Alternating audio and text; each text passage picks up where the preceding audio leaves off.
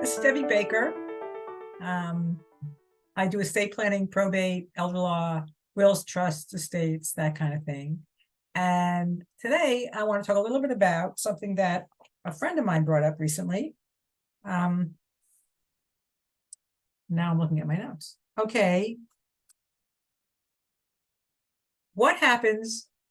This was a situation that he'd heard about recently about a family who died in a terrible, terrible accident.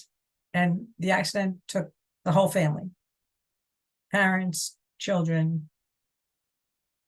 To the best of his knowledge, there weren't any grandchildren.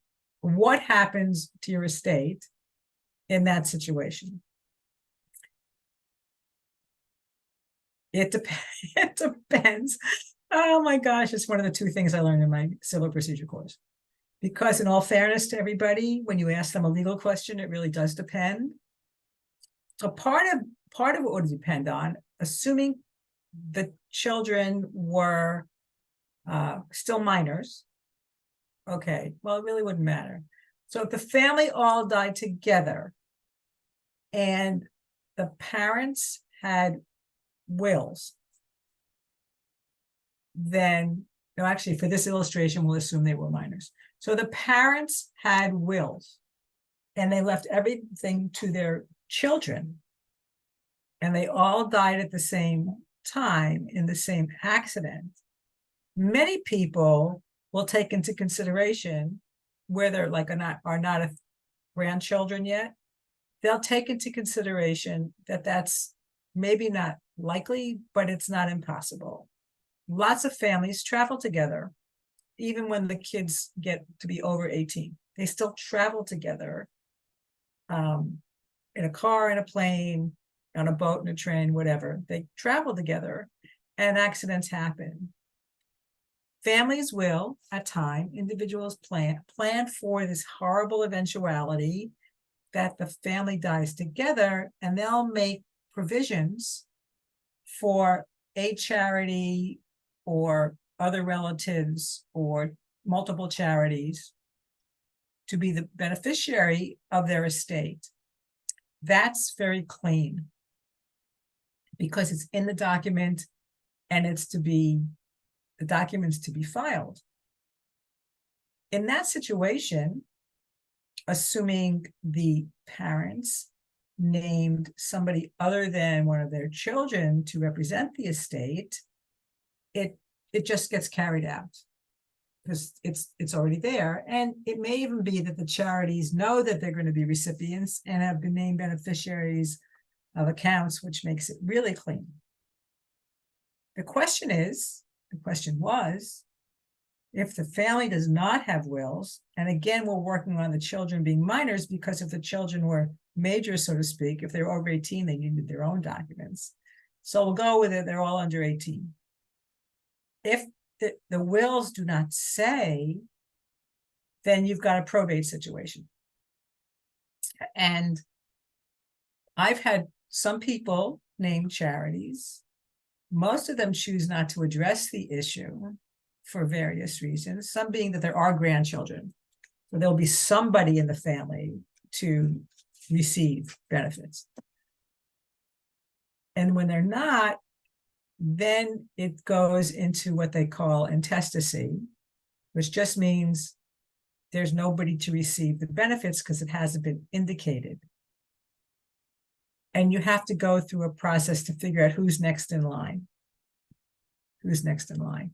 So my advice for people who have their wills, and they just have simple wills because things are beneficiary designated and whatever, if you have children and you have grandchildren, often a trust is the way around everybody dying at once, because money can funnel into a trust. That's a much bigger conversation than we have room for here. Or if you have children, and I have many clients whose children have no intention of having children, then your next level below your children, if they're named beneficiaries, is to name a charity, or more than one. And then it's straightforward. It's no less tragic about the loss. I mean, there's nothing that wouldn't be tragic for this people's family. There were two children, two parents, to pass for whatever's left, aunts, uncles, cousins, whatever, friends, how horrible that is. It's less cumbersome, less burdensome, more efficient for the people who have to pick up the pieces, so to speak, to have whoever you want named. And I ask my clients if they want to name, and many say they can't imagine it happening, which is reasonable. And many say they have no idea. And in terms of wills, they can be changed pretty easily. You could decide tomorrow that you have a good friend who's struggling with pancreatic cancer or Alzheimer's or lupus. And it's a brand new experience for you. And you can decide, now that you've got that in your world, that that's who you want to have be a beneficiary of whatever isn't going to go to people in your life.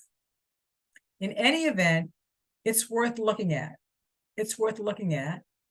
And I would venture to guess that the survivors in this family, whoever they are, I mean, extended family, there weren't any more siblings. It was 2 parents and 2 children, or even the person who survived the accident, when they're ready, will look at, oh my gosh, this family is left in a legal situation that they could have never envisioned. And maybe I can avoid it for my future, for my family. If you're single and you don't have anybody, maybe you're orphaned at whatever age that shows up for you, you want to look at, is there a charitable organization that you would love to support to some extent, whatever that looks like, in the event or when you die? And that can always be changed. So this may have been a little bit, kind of a sloppy, but the thinking started by what happens to the family where everybody dies, what happens to their estate. And charities are a good place to consider, because in the horrific event that the natural beneficiaries of your bounty, that's legal language, but the natural beneficiaries of your assets predecease you for whatever reason, you've put something in place to save your family grief. And, some of you have heard me say this before, some of you maybe not. If you love your family, you want a plan. If you don't love them, they'll pay a high price for your not planning.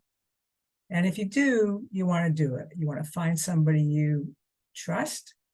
You want to find somebody who maybe can make you laugh even during the horrible process of probate.